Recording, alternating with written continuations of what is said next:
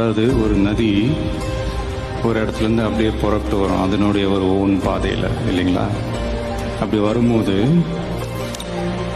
ஒரு இடத்துல கொஞ்சம் பேர் கூடி நின்று விளக்குகளை ஏற்றி நதியில் விட்டு வணங்குவாங்க.